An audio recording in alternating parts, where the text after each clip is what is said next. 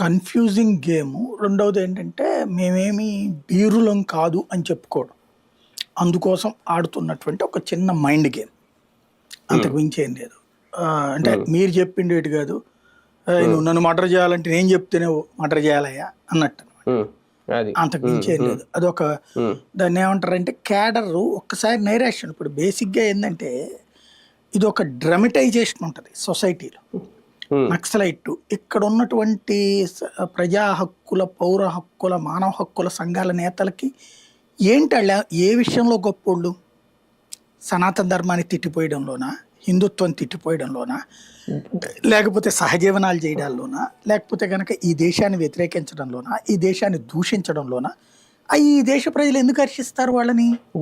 వాళ్ళని మేధావులుగా గుర్తిస్తున్నారు వాళ్ళని అంటే ఈ మావోయిస్టులతో సంబంధాల వల్లే వాళ్ళు మేధావులు. మావోయిస్టుల అర్థం కాని సిద్ధాంతాన్ని అర్థమయ్యేలా చెప్పబోయి ఏదో చెప్తుంటారు వీళ్ళు.